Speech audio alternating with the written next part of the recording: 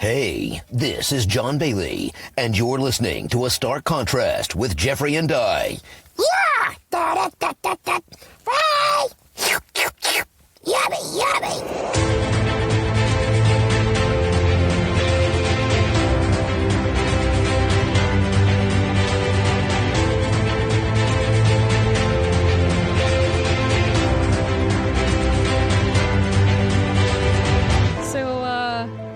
Yeah, welcome back to the show. It's a wonderful introduction we had for our episode from Jon Bailey, the epic voice guy, who's absolutely monumental. We'll talk a little bit more about him throughout this episode, but I wanted to talk about all of our incredible news that we've gotten in the last week, I think, from Marvel Universe. So first and foremost, Fantastic Four. First reactions. What do you think? Dude, How you feeling, Jeff? How you feeling? I had a follower of the pod and one of my best friends, Nick. Yeah. He texted me. He was like, "Are we back?" I know. I was thinking in my head. I was watching it. I was like, "Oh man, Jeff, we're so back. We're so back." He's like, "Is Marvel back? Are we back?" I was like, "Oh, we're so back." As someone who feels like it hasn't really receded, I too am also like, no, we're definitely back. Yeah, I think I watched it many 100%. more times today. Yeah. I was like, yeah. I love that. Okay, well, I don't want to stay too much on this, but it's just like, yeah. I love that they started with Ben Grimm as the thing. Yeah. Like that was like the most you're gonna get. Open it up. Yeah. They're just like, sure. okay. Yeah. Because everyone was probably waiting with bated breath, like, ooh, what's he gonna look like? How's he gonna look like? Yeah. And then you just open up with him start. and Herbie, and it's like, yeah. oh yeah. A little more zing. Yeah, just a little more zip. Zest or zip? Yeah. And it's just so like fun. I don't know if it was intentional, but it was just like you're starting off the guy who's known for a kid who's being in a kitchen, and you're starting, and the first thing you show him is him in the kitchen as the thing. Cousin. And it was just so good. They all look good. I think they look great. They all feel like their characters. I just am really and very immediately and have been since the first teaser. Yeah. Into that world that they've already established. That is a retro futuristic world. I'm like, oh, love every single minute of that. I love all the aesthetic. Oh, it's so good. I love how we only didn't see Mr. Fantastic's powers. We never saw that at all. That's true. Maybe they're holding that. Yeah, saw that. Yeah. We saw John Malkovich. Yeah. Don't know who he plays. We don't know who he's playing. And then we see, the big... Galacta? The big Galacta. Galacta? You better stop that vehicle. Such a good meme. Oh my gosh. That's his... oh my gosh. So Galacta is Galactus... Sis? What are they? I don't know. What's their relation? She was created for Rivals. Speaking of Got Rivals. it. There you go. So I was going to say. It's literally the Iwu waifu version of Better Galactus. stop that. It'd be funny if it's Better stop that vehicle! or you have Galacta like warning the city of New York. He's coming in 30 seconds. Oh, stop. Like, oh no. Can you imagine? Oh my God. And then just Sue Storm is just like, disappear. That'd be amazing. But everything was great. The so power excited. depiction was great. And someone mentioned on Twitter, we reshared it on our account, but someone said how awesome it was that even the smallest details you can already see in the trailer, right? Like when Johnny jumps off the balcony and then he kind of like does this turn into the camera. You see the camera lens change. Yeah. As if it were being dealt with like fire and flame. Yeah, so cool. Yeah, and then of course, is it Michael Giacchino's score? Is incredible. Yeah, the ending part of the score, so I was good. like, whoa. It's incredible. Absolutely incredible. So love it. I'm ready. Excited. I can't believe it's this year. I can't believe even more that it's only 5 months away. July is going to be a crazy month for movies. Yeah. Oh my goodness. With Superman as well. And Jurassic Park. And Jurassic Park. And Jurassic Park is in the middle of both of those. Jurassic World. Yeah. Back to back to back. So it's just like going to be, it's going to be a great month to be a fan. That's for sure. And so, speaking of being a great time to be a fan, Jeff and I were just talking about my trip to Florida and Walt Disney World, and I did a full run, but primarily I finally, oh my gosh, it feels like a million years, even though it's only been out for 2. I finally got to ride the Guardians of the Galaxy Cosmic Remix or Rewind. Yes. Cosmic Rewind ride. And oh my gosh, absolutely amazing. I hate saying it because I'm so dedicated to Disneyland. Yes. But that ride trumps the mission breakout pretty hard. And so I was about to explain to Jeff that the ride once again was like created for this theme. There was no existing ride like Breakout was. And so in this ride, the Guardians of the Galaxy, the traditional 5 are up against Eson, which is one of the Celestials. Got it. And he has stolen this Nova Core core, which is like an energy core that helps them teleport and create the portal holes that the Guardians travel through and other people travel through space. Yeah. So he wants to Eson wants to revert time back to the beginning of the cosmos and eradicate all humanity. Oh my gosh. And so you have ventured to the Nova Core station and then you're stuck because there's no way to get you out. So then the Guardians are essentially trying to save everyone. Okay. And as they all of usually, existence. Yeah. As they should. It's so great. And they're cracking jokes. They're doing the good stuff. It's, it's amazing. And the ride itself is so great because it starts out, you just get put into this track and it's a giant screen. It goes backwards. Oh my gosh. It goes backwards, then forwards, but it makes revolutions. It turns. The cart swivels with the ride. So you're not stationary. You're actually like Is moving. it almost like Rise of the Resistance, but less roller coastery? More roller coaster. More roller coastery. Kinda, sorta. There's no you're not going through a ride that's dressed. It's all graphics and screen. With music, but it's so great. Oh, you're gonna have to beat me there, but it's that great. And so, they had 6 different songs, and so the ride, unlike Breakout, the ride doesn't change depending on the song, but it does tonally give it a different vibe. Love that. And so I first got like Flock of Seagulls, and then I got Gloria Estefan. Oh my gosh. Do that conga. Yeah. Wow, they got those? That's crazy. And then my last one was, what was it?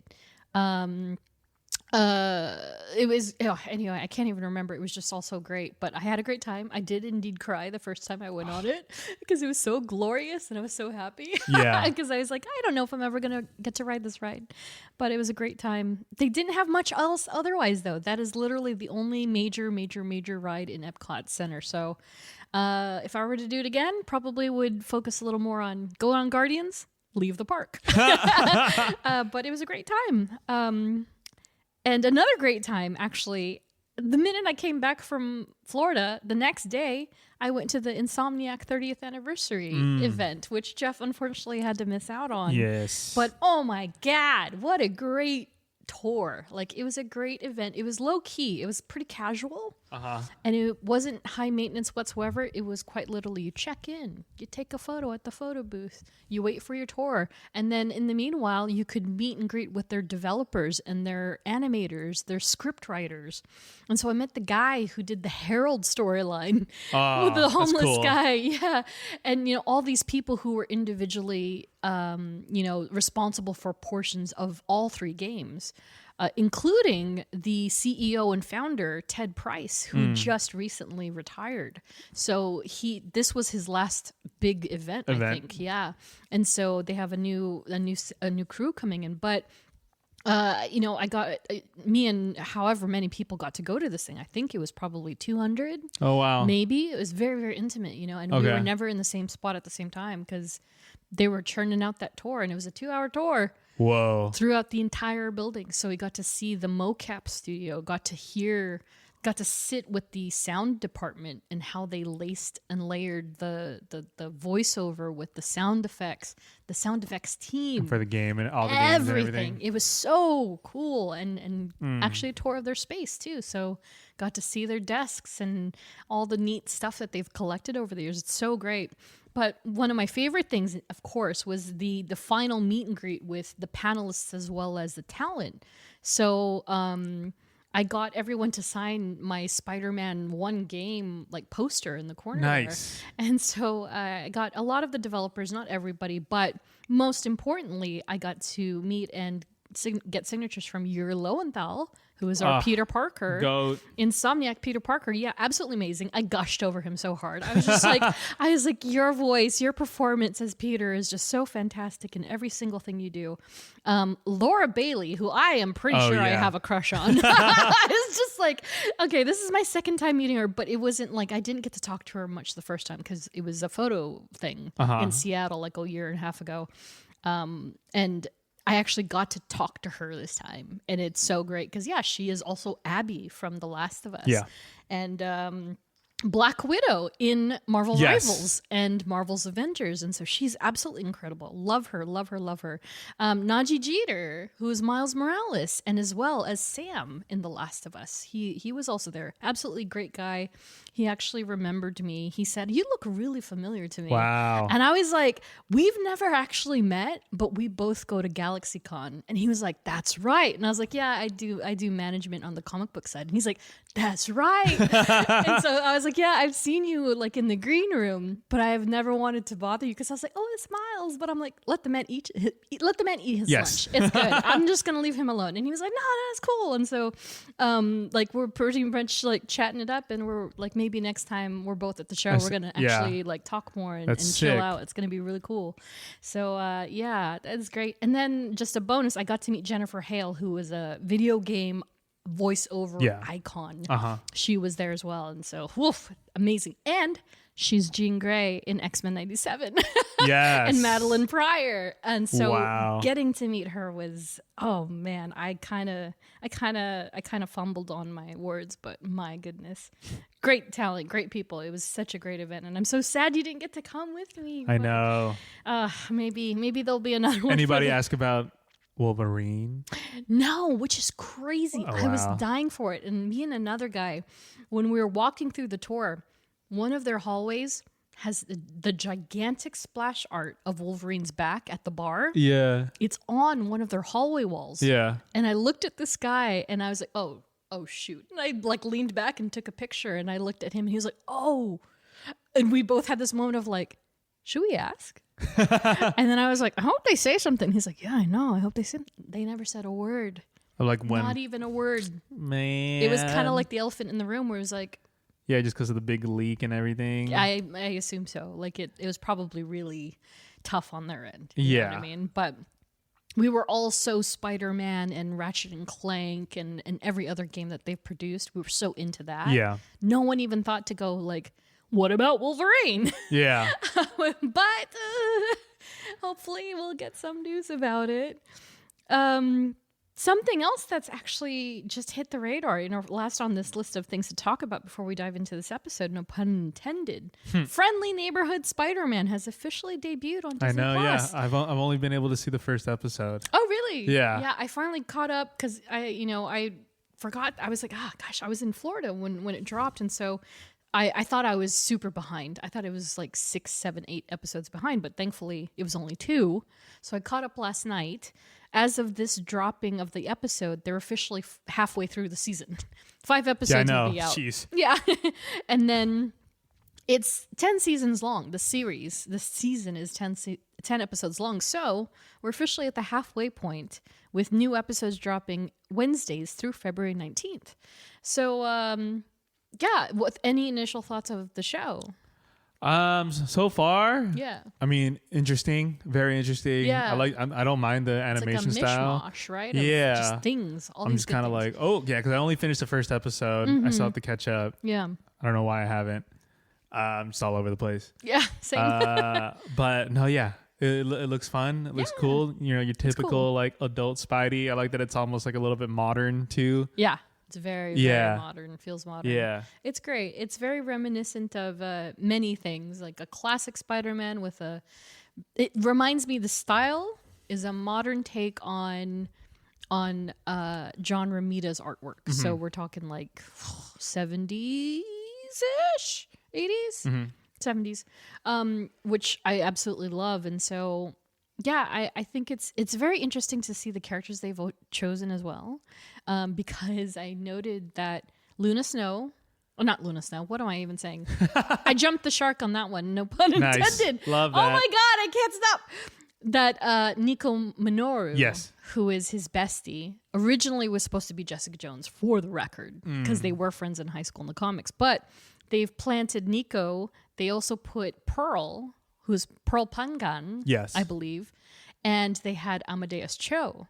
Now, if you know anything and paid attention to anything we've said in the past about Asian characters, those 3 characters already are part of the Agents of Atlas group. So I was like, oh, are they gonna throw a little Shang-Chi and maybe Jubilee and Luna Snow into this mix? And the other girl, I keep forgetting, Armor, her too. These are all characters that make up another, like, basically an Asian Avengers.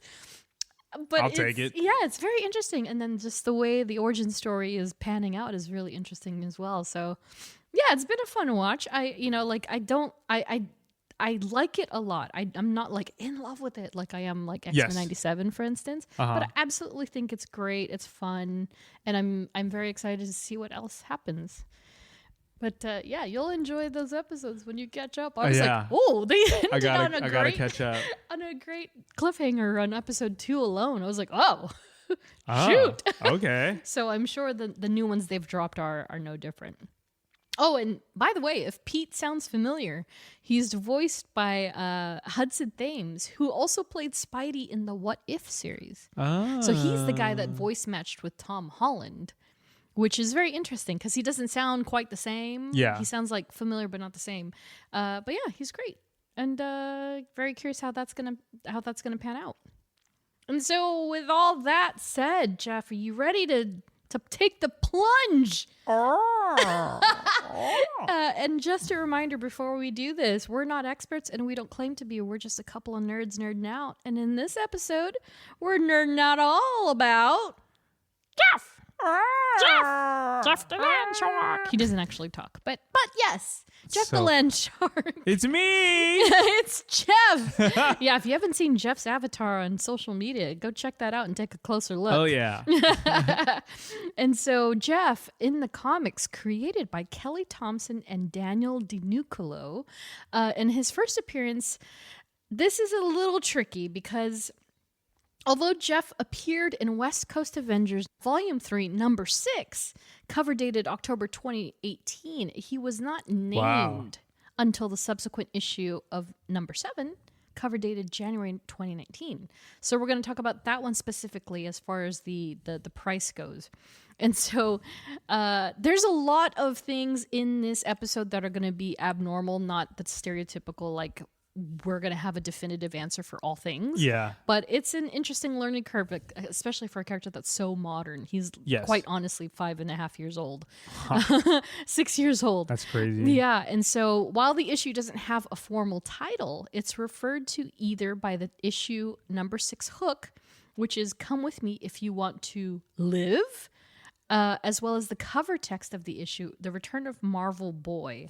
So this is the cover, which features our Kate Bishop. Oh, yeah. And this is Navarre, who is Marvel Boy. He's the half Cree. Navarre. Is his name backwards Raven? No, it's not spelled the same. Oh. NOH-VARR. It's not fun. Oh, that's a great thought, right? And so this is the cover. No particular notable attributes for this one, but do you want to guess the cover price? So this is a modern 2019? 2019. $30. Because modern inflation sucks. Yeah. Well, it's 2019, so it's before the pandemic. So it's before just before, crappy inflation. Before the end of time. Dude, how much work? Dude, see, look, I could do 1950s to the 80s. I can ballpark it. Yeah. It's either 10 or it's 25. Yeah, exactly. Modern ones? Yeah. But I will say, for the most part, the price for this one has not changed in a few years. It depends if it's a variant or if it's deluxe, and that's it. But they haven't really changed anymore. $5.99? Too high. Damn. But wow. That would hurt the wallet hard. You know what I'm saying? Yeah. So just a bit over. $2.79. Too low. Damn it. One more try. $5.99 too high. $2.7. $3.95.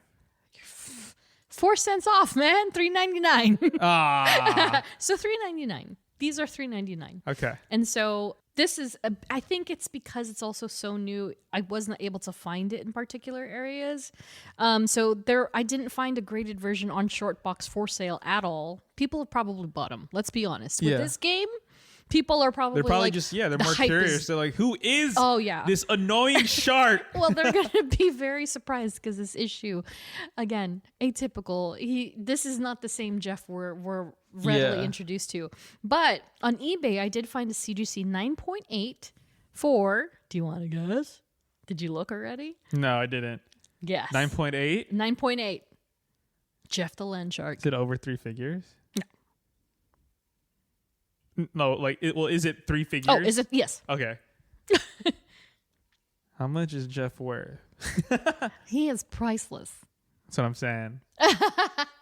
300? No, more. Oh my gosh. $495. Jesus. 500 Jeff. bazookas. Yeah. And then the lowest graded, also, again, did not find any CGC on Shortbox. So the lowest graded I found, lowest on eBay, 9.2. Wow. Because everybody's taking care of this issue because it's so modern. So it was 9.2 for $150. Okay. Not bad. Yeah. You can get a really gettable. decent copy. Yeah. 100% gettable. And then the fair market value for the book varies depending on where you get it from, but it goes from about $100 to $400, depending. And then if you just want the issue, you're able to find it in the wild. Don't pay more than $100. It should be about $50 to $100 if you find it. Definitely on my list now. The issue itself is not super duper compelling as far as Jeff the LANDSHARK is concerned, but it's definitely worth having because of how immensely popular he has become.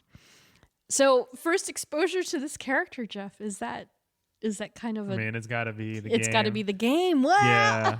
It's got to be the game. That's funny. So did you see the concept art first, or were you literally playing the first probably time? like seeing like the first, like, because I follow a lot of, not follow, but like I got recommended a lot of like video game streamers, YouTubers, gamers, like on Twitch and everything. And so because Call of Duty's in a really bad spot, everyone's kind of playing when Marvel Rivals came out, people were playing Marvel Rivals. Oh, wow. And so that's when videos of Jeff, and they're like, oh my God, look, he's so cute. And then it's like, wait, no, this guy sucks. Jeff is killing me. Literally. So, yeah. Yeah. So it has to be the game. That's funny. And that makes perfect sense because I think, to be perfectly honest, I think the ratio, if I were to give it one, I would say 85% of people who know about him, Rivals. And then there's like probably like 10% of people who know him from the comics, and then 5% that may have seen him in other things. Like he's kind of floating around between titles. He doesn't actually talk or anything. Yeah. But they plant him places, you know what I mean? Like Comic Con, for instance. Like they had a Jeff plush. Like if you didn't know who he was, you were like, oh, that's a cute shark. But deceiving for sure. For me, definitely comics, because I love Gwenpool, and so okay, yeah, I've heard that. Gwenpool Jeff spends a lot of time with Gwen, yeah. So Deadpool too, and Deadpool as well, yeah. Okay. So it was definitely an in through the comics for me, and so I kind of latched onto him very early on in his career. And as far as his bio, he again, untraditional as for, from soup to nuts. So he doesn't have, as far as I understand, he doesn't have any trading cards, digital or physical. But let's just refer to his Marvel Rivals bio for the short story of it all. So if you log on to the game and you select Jeff and see his profile, it says, "What's more huggable than a puppy, but hungrier than a great white?" It's Jeff. This baby shark may be one of the most unusual and adorable creatures to ever waddle his way out of the ocean. But anyone who's crossed Jeff's path can tell you that behind his sweet little bark is one nasty bite. After getting captured and displayed as a curiosity at the collector's theme park, Jeff broke free when the time stream entanglement scrambled reality.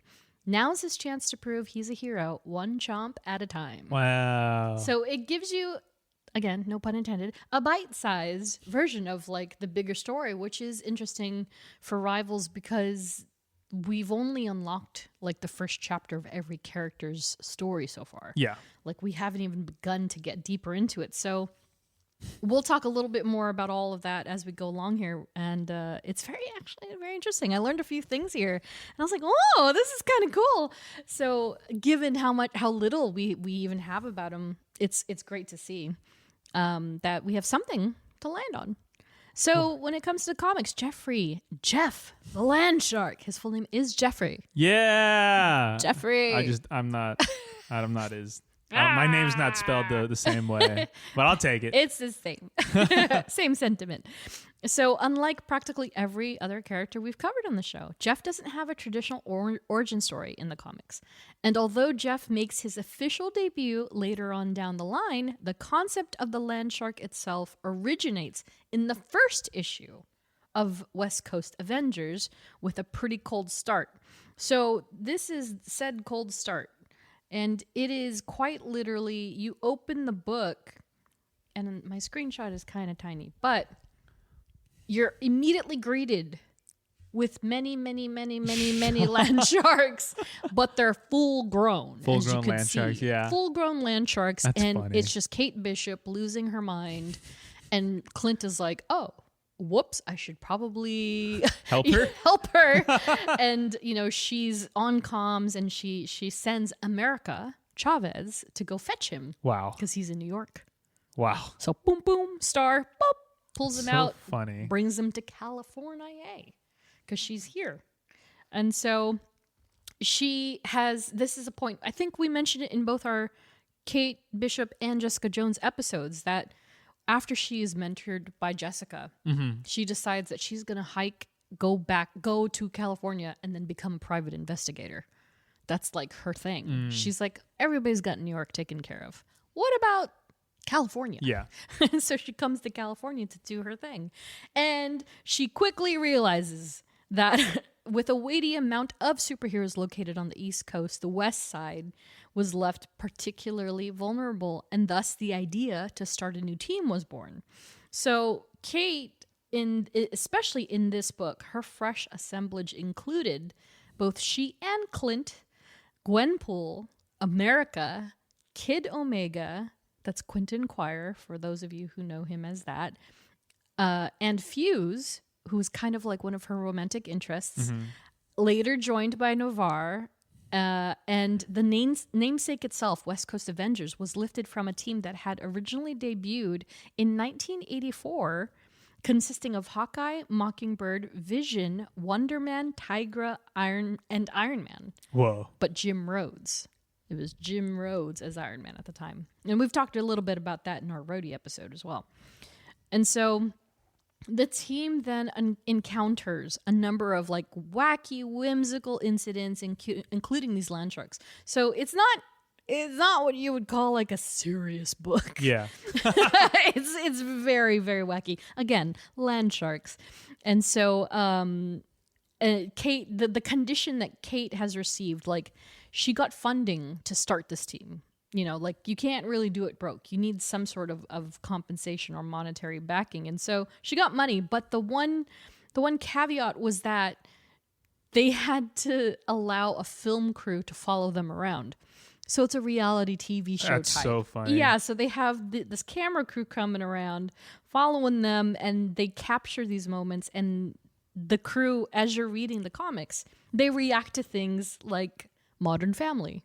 Like there's something happening, and then it'll cut to like Hawkeye in a chair, and he's like, "Yeah, I told her not to do that," and then it cuts back, and there's an explosion or something. It's really, really funny as far as that's concerned, because the Hawkeyes are pretty comical, if you ask me.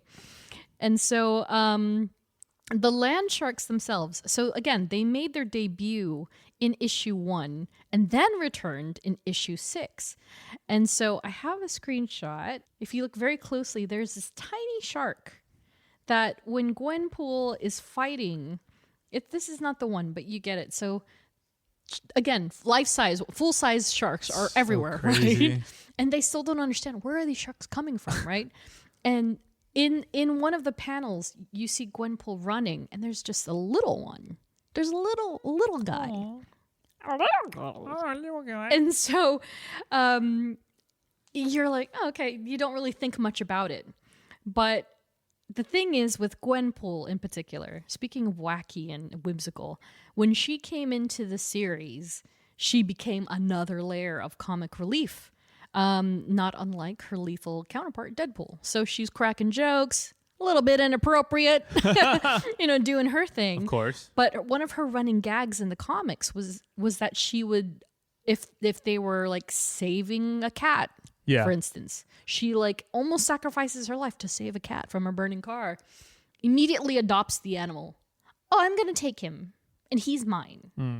And she was like, I'll name him Jeff. And she named the cat Jeff. But then subsequently, everyone's like, Gwen, where's your cat? She's like, I don't know. And so she loses these animals as she goes along, adopts another one. His name is Jeff. Yeah. Loses whatever it is. And then the same happened in this instance. She then finds this tiny shark. After they're done fighting, it trots up to her and he comes through. And she's like, so, hey guys, I need you to not freak out. And then, and she's like, because this is Jeff and I love him and he's coming home with us. That is a cute shark. And he's a cute shark. But what you'll notice is that, look at that, Jeff. Yeah. And look at this, Jeff. Is there anything in particular that is a little different? The legs? The legs. So they originally drew Jeff with the fins and the legs. Yeah. So he's technically like 6. Whereas now he is just the front, the front paws, the back paws, and then the fin, the tail, the shark fin. That's tail, it. Yeah. Yeah, he doesn't have the flippers on the side anymore. So they've minimalized him to make him look more cute. Yeah. I mean, Obviously. yeah. What a cutie patootie. He's such a cutie. But yeah, so they've taken him away from the very pup looking to a pup, but the right in shark form. The right way. Yeah. So he's super duper cute. So yes, the circumstance is the same. She's like, oh, well, he was chasing to kill me at first, but now he's adorable. His name is Jeff, and I love him. Yes. And so he becomes her buddy from then on. And so amidst all this chaos, it's revealed that MODOK, wow, under the guise of BRODOK. Do you remember we talked about BRODOK? So under the guise of BRODOK, MODOK created these LANDSHARKs with seemingly no real purpose but to cause magnificent mayhem for the team. That's all he did. He was so like, funny. How can I give them grief and annoyance? Let me make LANDSHARKs. And he makes LANDSHARKs. And it works. And so by the time issue number 6 rolls around, the team is met with the second shiver of sharks. So that's a group of sharks. It's called a shiver. Shiver. Mm-hmm. Do you know what a group of mice are called? Or rats? No. Mischief. What? It's a mischief of mice.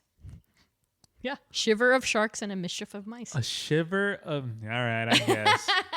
It's like, like a herd of cattle. Same thing. Yeah, but herd... A pack of wolves. That...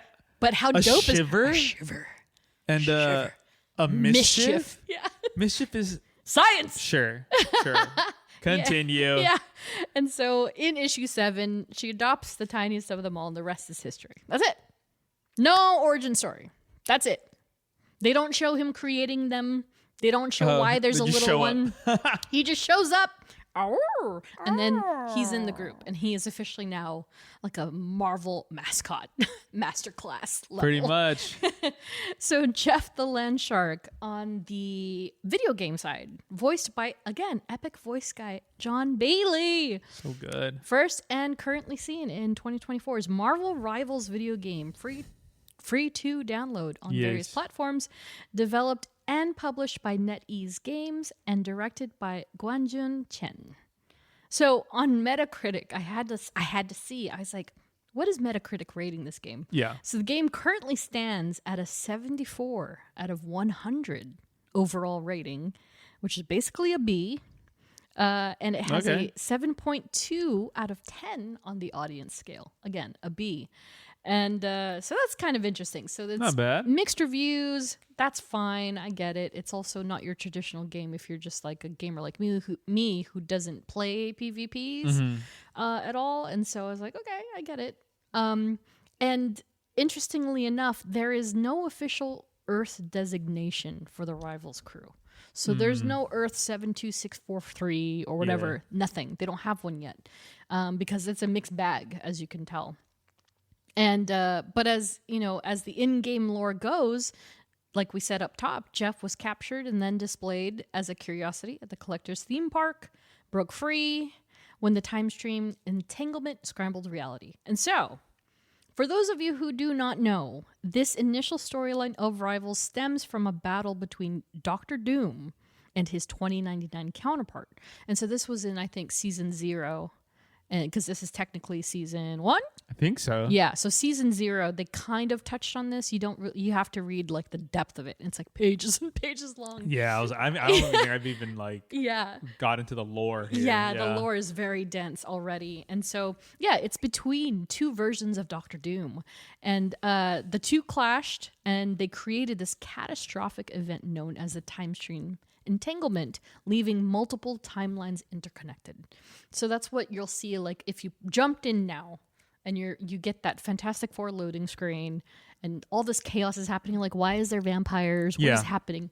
And even when you play like a quick round, a lightning match or something, and you listen to the character interactions, you can tell they're like they know each other, but they don't know each other. Yeah.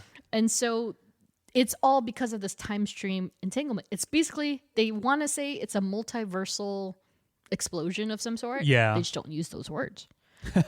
And so that's why some of the characters interact the way that they do. That's why, like, Tony, when he sees Wanda, he's like, Wanda, is that you? You look different. And she's like, yes, Tony.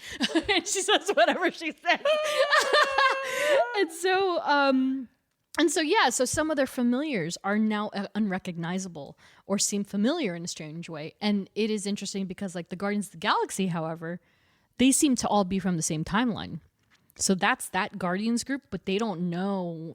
They know other people, but they don't know them. Yeah, yeah. It's kind of interesting. And so, as far as Jeff is concerned, Jeff then became friends with an empath as he was held in the Collector's prison. Of course, this is Mantis, speaking of Guardians of the Galaxy. So while he was imprisoned, he meets Mantis, and they break free from the prison with the help of Psylocke, who is that awesome Psylocke that comes from who knows where. And so they're all there in this collective like space trying to get free of this prison that they're in. And then the freedom is short-lived, though, because they're trapped in this battle world scenario. So each round that you're playing as the gamer is essentially playing out the storyline of they're trying to get out. Yeah. And that's why you gotta stop that vehicle. like Better stop that vehicle. Yeah. I'm gonna kill myself. Because they're trapped in this scenario that they have to battle alternate versions of themselves to get free of this world. And that's why it's a little deeper than it seems. But, you know, it's dulled down. The dramatics are dulled down because obviously it's a video game. But the baseline is that everyone's trying to get home. And again, you get that vibe with the voiceover that's occurring in the lobby and the spawn area and all that stuff. And so it's worth noting that the lore that we have learned about Geoff thus far in Rivals is only based off of the first chapter, and there's still 2 more pending. So you get the vibe that, okay, he likes Mantis and he likes Psylocke a lot. Those are his two like main friends in the game. And of course, Groot and Rocket are also kind of his partners because they have a team up sort of. And so, so there's still 2 more chapters to learn about this little baby shark. And I don't know when they're actually going to allow people to unlock those. Maybe it's in the next 2 seasons or so. But yeah. So until then, that's all we know about Geoff. And he's adorable. And so as far as aesthetic goes, Geoff, you can see so many Geoffs. We should have a Geoff counter.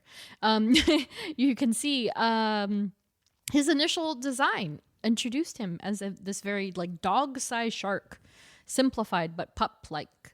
And then he had like the picture that I have in our doc that was drawn by Gurihiru, which is a Japanese female Japanese artist team, and they're the ones that really made him popular. Like the initial screenshots I was showing you, that's a different artist. But Gurihiru, they're very famous in Japan. They're very well known. And so when they took on the Gwenpool title and started drawing Geoff, oh my God. Everyone's like, oh, kawaii. Because he's so cute. He's so cute. He's so cute. And so as the character then stepped into Rivals, he got sized up a bit. Like you can see he's a bit bigger. Like you imagine the one on in the comic, he's probably like a football, right? But this one, he's kind of like a big bulldog. Yeah. You know Pretty what I mean? much. Yeah. He got sized up a little bit and even more shark-like, his teeth, his jawline. And he's definitely more chonk, which I love. He's got his little rolls and stuff. As well as the pattern. The pattern is also very distinct because you can see comic versus game, the coloration's a bit darker. And he has those stripes, those like almost tiger stripes on the back, like a tiger shark.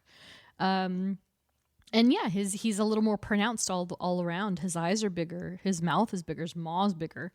And Geoff is also a master of disguise, donning random costumes to blend in when he's on the go.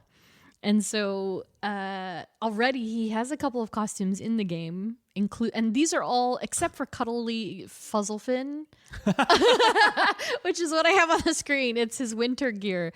The pink dolphin suit is an homage to a comic book outfit. There's an issue. It's so cute. It's an Infinity comic, which is essentially a digital comic that you just swipe down. You swipe vertically, and it just goes on and on forever. And basically, Geoff he loves to swim, obviously, and he wants to have fun with his friends. And so there's a scenario where he's trying to get into the pool, but all the Avengers and all the superheroes, all they see is a shark fin, and they get scared. And so to not scare people, because he does the same at the beach. He goes into the water in the beach thinking it's going to be a good time, and everyone is screaming for their lives. It's a shark! Yeah, and he's like, yeah, exactly.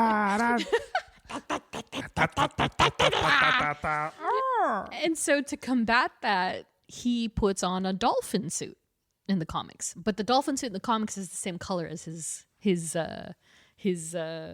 coloration. So it's gray blue. But in the game, it's that hot pink fuzzy one. But super duper cute. And last but not least, Dino Ma leads the game's art design. So you have him to thank as far as the adorableness that is Geoff the LANDSHARK in Marvel Rivals. So, powers and paraphernalia. Although Geoff has no powers in the comics, he does have the general characteristics of a shark, including the ability to breathe underwater despite his land nature. He's also noted to have super piscine intelligence. What? Which basically means he's a smart animal, aka a fish. Smart fish. A smart fish. Meanwhile, in Rivals, Geoff is a strategist, aka a healer with combative abilities, including Joyful Splash, which is the healing splash, Aqua Burst, water blasts for combat, Hide and Seek, that's the the healing bubble, which heals and boosts allies who collect them, and Obvious Cuteness, which is a passive damage reducer. Oh, that's what it does. Yeah. And then his team ups include new friends, where he and Rocket can ride on Groot's shoulders one at a time, depending and receiving damage reduction. And then Frozen Spitball, Luna Snow infuses ice energy into Jeff and also can do the same for Namor. Whoa. And so this is the part that I was like, oh, wow, this makes a lot of sense. His solo ultimate, it's Jeff, which is an homage to his solo comic book series title, is a particular ultimate. It's a byproduct of Jeff's rival's lore having consumed. So when you read that story, Yeah. think back. Okay, so he was in the collector's domain. And they're like, okay, we have to get out, him and Mantis and Psylocke. And so as a part of him trying to get out, he kept doing the whirlpool. He kept doing the whirlpool, trying to get out. So tiny Jeff trying to get out, trying to break the walls, trying to break his chamber. And along the way, he kept eating. He was eating all of the objects of power in the chambers. And so at one point, he swallows a giant thing that's only labeled Pym. Pym particle? Pym particles. So that's Wow. why when you play the game and you do the ultimate, he's magically He turns bigger. big, and he's like, And he goes from like, and it's interesting because I saw a reel the other day where it had like what the sounds sound like when you're on the same team versus when you're on opposition. And so when you're Jeff and you do the ultimate, your teammates hear yummy, yummy, right? yeah. But the other team hears like that weird, It's, the rah rah, yeah. and it's so much louder. Yeah. Because they're hearing the expansion of him versus that yummy, yummy. Yummy. It's so different. Wow. So I thought it was really interesting. It's like, oh, okay, so it's really important that you understand, like, oh, he ate Pym particles. That's why he does actually get bigger. Wow. Yeah, That's crazy makes a background. lot of sense. Yeah, I was like, oh, okay, we're learning things here. But yeah, that's it as far as his powers go. So family, friends, and affiliations. Very, very short list here. There is one and only main one, and that is Gwendolyn Poole. AKA, Wow, your girl. Yeah, Gwen Poole. And so not to be confused with Gwen Stacy. Gwen Poole originated from a variant cover of, the Spider-Gwen sensationalization. And she was one of like 52 covers. Oh my gosh. Of variants that appeared. And so it was kind of like a joke, like, oh, what if Gwen Stacy was Deadpool? And so the design was so immensely popular that they made a character off of that. And so there came Gwenpool. And so we covered a big portion of Gwen's relevance when it comes to Jeff up top, but needless to say, the Pool took great care of her shark pal for a few years in comic continuity. And for the uninformed, Gwenpool comes from real life, meaning she could be you or me or anyone else that just happened to be sucked into the world of comic books. Got it. And so she is hyper aware of their existence, of things that happen, of canon, of all that stuff, and that they're fictional characters, whereas she is a real person. And so this actually played a crucial part in her bond with Jeff in later years, because when Gwen realized that her comic was ending, it was getting sniped, she was like, she jumps into one of Deadpool's comics. That's funny. And she's like, so I need to talk to you about something really serious. And Wade is like, what is it? And she's like, I need you to take Jeff. And just like really dramatic about it. Oh, here she goes. And he like latches on to Wade's leg. Yeah. And he's like, oh, what is that? And and she's just like, oh, that's Jeff. and she's like, and Wade is like, what? Well, what did I do? Please don't bleep and cry. That's the last thing I can take right now. And she's like, you gotta take him from me, Wade. And Wade's like, what? No, why would I do that? And she's like, he's a shark. He'll be safer here. And he's like, Gwen, does anything about this place look bleep and safe? And and he's just like biting on her like the entire time. That's so Gwen, again, hyper aware, fourth wall, everything. She's like, I keep losing my books in order to survive. he needs a reliable book.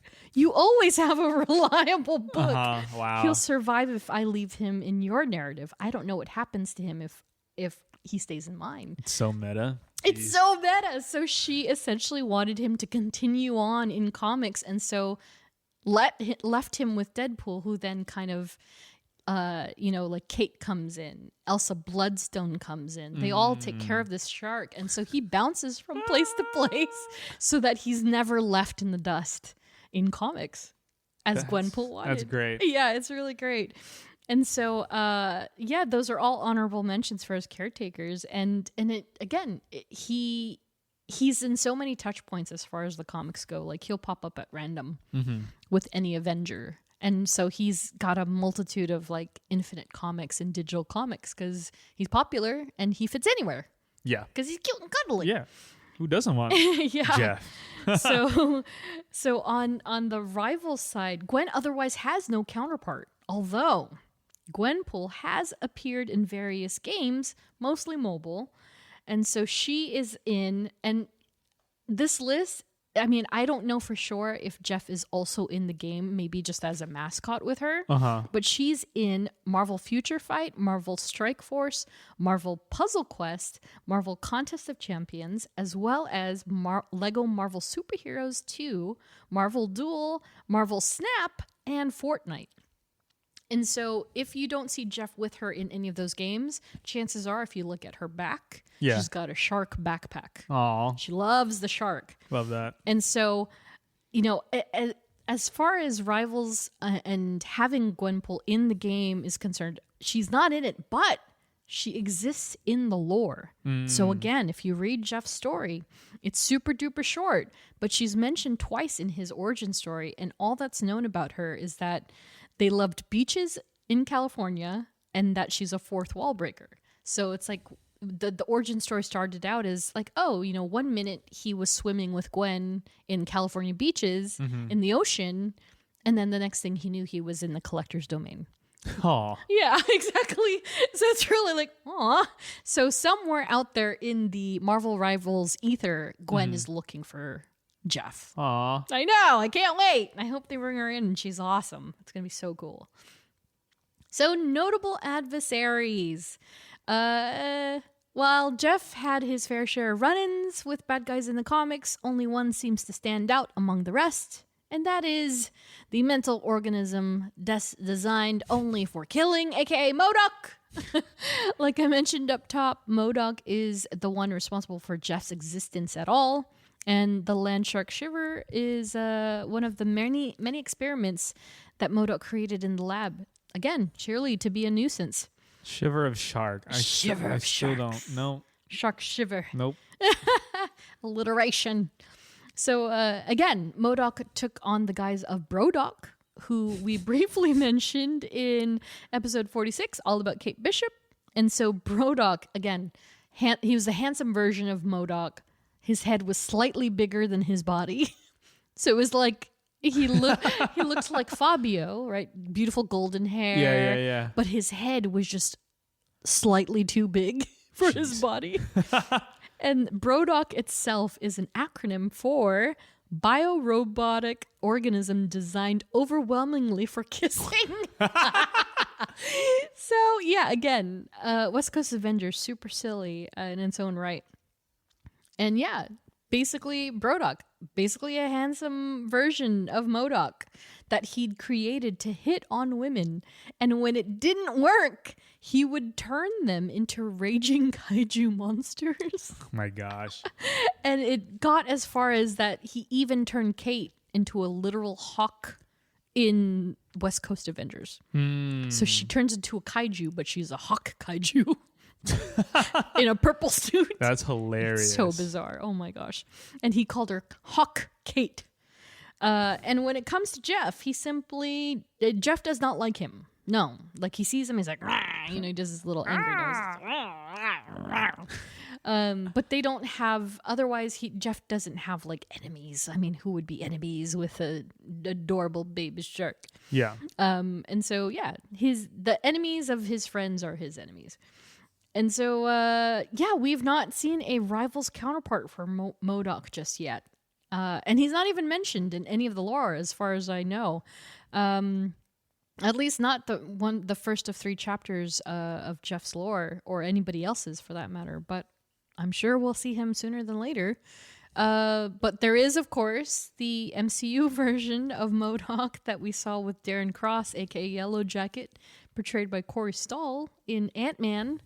And yeah, we don't really have to talk about MODOK so much because either way we slice it, he and Jeff don't have any interaction whatsoever that we know of yet beyond the comics. I wonder if he'll ever a live action Jeff. Oh yeah. Oh, it's gonna happen. It's gonna happen, even for just a couple seconds. Oh yeah, dude. And so that leaves us with other versions and in other media. And so I know we've talked in abundance about video game Jeff, but Rivals isn't the only game that Jeff appears in. The adorable LANDSHARK has also made appearances in Marvel Puzzle Quest and Marvel Snap, in addition to Gwenpool. So he is playable in Snap for sure. I don't remember what his card does, but he is definitely in there. Puzzle Quest, I don't know. Maybe they've changed him to a character. I think before he was just a mascot, but you might be able to actually use him now, especially given all this popularity. And so despite these appearances, Jon Bailey is the first person to actually give the LANDSHARK a voice. Really? The first. I didn't know that. He's never had a voice until now, which is incredible. Yeah. Again, so cool. How would you find a voice? Yeah, exactly. So kudos to Jon Bailey. So, and for the record, if you so desire, Jon is available on Cameo and does Streamily sessions with autographs as well. So go support him and his art. Fantastic, fantastic talent. Absolutely love to support him. And while we've essentially talked about Rivals this entire episode, I did want to note that Jeff's Winter Splash Festival that took place in winter 2024-2025, where successful players could unlock a festive winter postcard, as well as Jeff's cuddly fuzzlefin costume. Absolute fun. I kind of miss it. I'm sad that you can't just access it anymore. Like, it was a fun little game on the side where you had to use his, what did you call it? The splash, the joyful splash. Yeah. And color code your part of the map. And whoever got the most percentage won. And I love that game. And I did all of the rounds and I unlocked it all. Yes, because I wanted that costume. And fun fact, Jeff's incognito dolphin, again, I mentioned this not too long ago. The costume in Rivals is indeed an homage to the one that we see in the It's Jeff Digital Infinity comic number 3, published in 2021. And so I do have a screenshot for you, Jeff, where you can see the not cuddly fuzzlefin, the dolphin. So this is what it looked like in the comic. So it's not pink. Oh, so but cute. He's so happy. He's like, and then he's able to swim with his friends because they're not afraid of him anymore. So cute. And this is again Gurihiru. So good. Yeah, so good. And so that leaves us with the future of the character in the MCU. So before we actually discuss this, I just wanted to mention, Jeff, as you just mentioned yourself, while this character has yet to step into the MCU, Brad Winterbaum, head of television, streaming, and animation at Marvel Studios, has indeed confirmed, as recent as December 2024, that Jeff will appear in the Marvel Cinematic Universe at some point. So what do you think? When? Where? I don't know how, who. It has to be with Deadpool. That would like make the most sense in my opinion.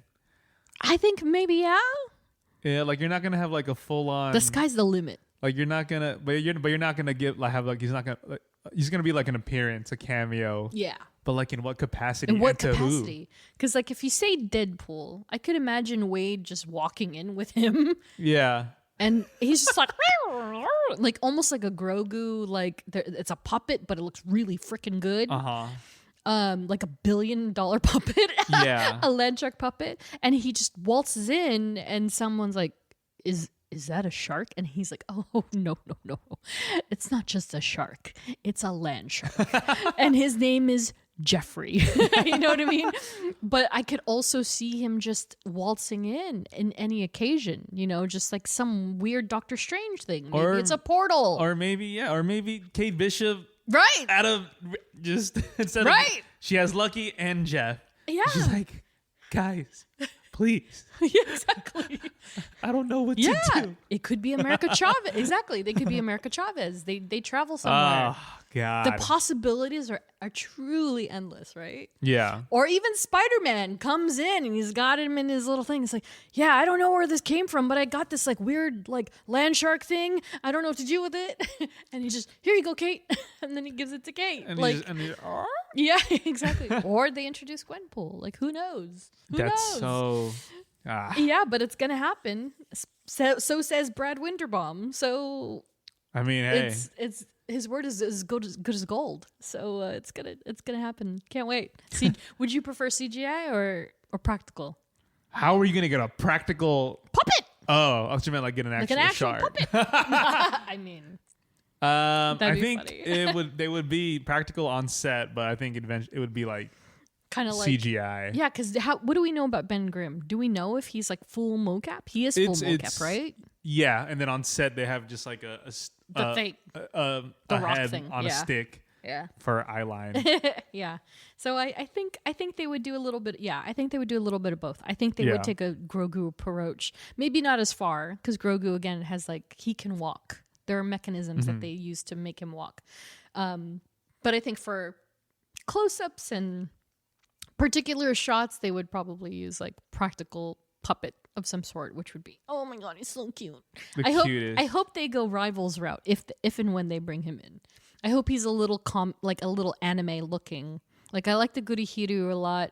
Yeah. But if they do make him like a bit bigger and you gotta just have him as long as he's cuddly. As long as he's a cuddly fuzzlefin. Exactly. Oh gosh.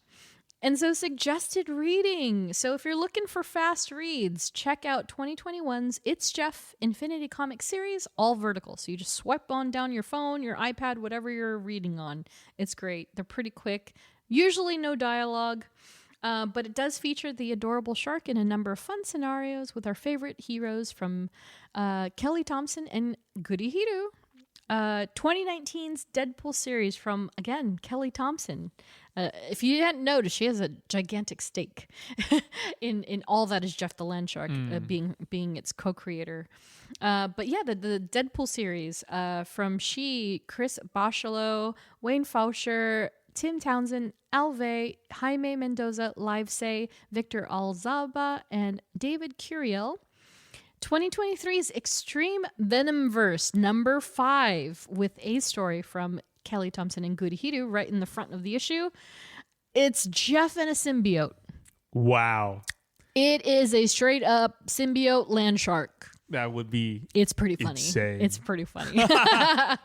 So check that out. And then last but not least, 2024 is Jeff Week Infinity Comic, written and drawn by my pal, Gustavo Duarte. Yeah. Those are so good. Yeah, Gustavo's fantastic. So definitely check that one out. It's so great. And with all that said, that's the end of the show. And don't forget, Jeff, the Land Human, and I will be playing some Rivals on camera. Yeah. So be sure to tune in for full clips on YouTube and subscribe to our Patreon for first dibs. You're going to see Gamer Jeff come out. Jeff, yes. I'm going to have to bleep the entire thing. Next episode, with the release of Captain America Brave New World, we're going to dive into said Brave New World and talk about the film itself because it will be out next week. Spoilers! Yeah, spoilers galore. We're not doing this spoiler-free stuff anymore. Yeah. So definitely be sure to show up for Captain America. Yes. Like be there for Sam Wilson, be there for the entire crew, and check out the film in theaters Valentine's Day. Woo! It is a love story. And we'll be sure to cover the fan event as well. And so it's going to be a good time. It is. Marvel is coming back really, really, really strong. Oh, yeah. And finally, a thank you to all of our Patreon supporters and a special We Are Groot salute to Laura, Edgar, Tyler, Nats, Robin, Jenny, Andrea, Ariel, Sherry, Katie, Melanie, Ed, Joe, Liz, Andrew, Ashley, and Chris. Woo! Follow us on social at STRKCNTRST. And if you like what you hear, review, rate, and subscribe. Once again, thanks for listening. We will catch y'all in the next one. Bye.